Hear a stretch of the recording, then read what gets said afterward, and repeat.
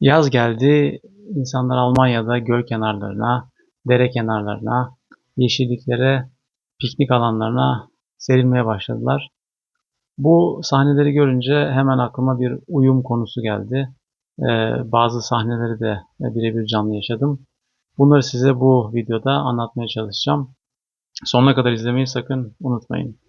Ben Cumhur Eşin, Almanya ABC'sinde yeni bir mesafe konusu, yeni bir mesafe algısı ve olgusu konusuyla sizinle birlikteyim.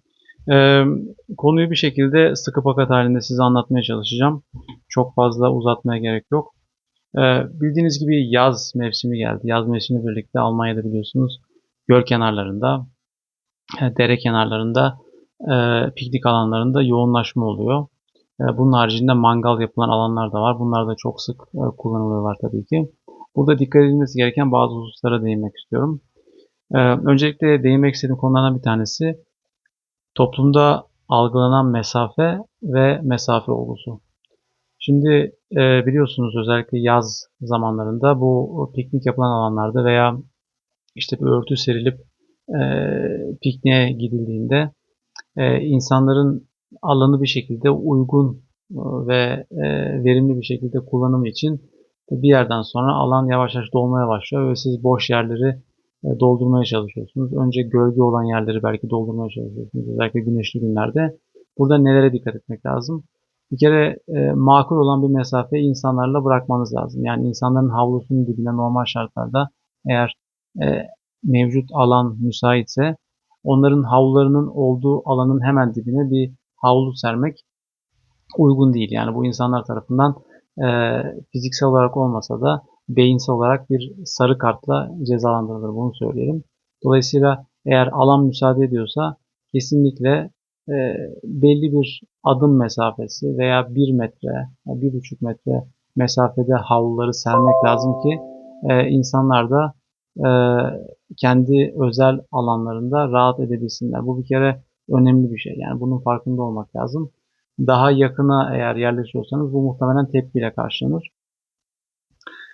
İkinci bir husus, böyle alanlara gittiğinizde öncelikle o alanla ilgili olarak bir girişte tabela varsa bu tabelayı mutlaka okuyun.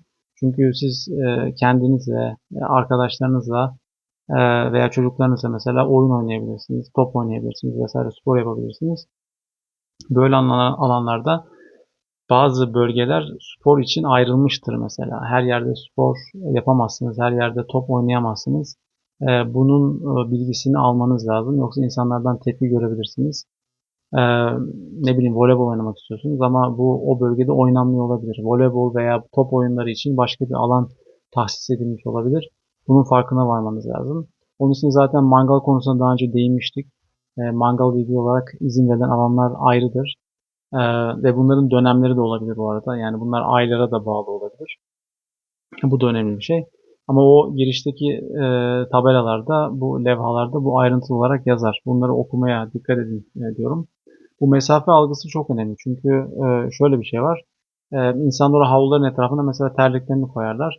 Ve çok yakına koyduğunuzda çocuklarınız işte koşuştururken veya aradan geçerken veya siz veya arkadaşlarınız onların terliklerine veya havlularına temas edebilirler. Yani bu gerçekten Almanya'da çok hassasiyet gösterilen bir şeydir. İki sarıdan kırmızı belki yemezsiniz ama gerçekten gereksiz tartışmalara, gereksiz kültürel çatışmalara yol açabilir. Bunun farkındalığıyla belli mesafede eğer konuşlanırsanız sanırım böyle sorunların üstesinden gelirsiniz veya böyle şeyleri engellemiş olursunuz. En başta önlemiş olursunuz. Onun dışında tabii çöp konusu var.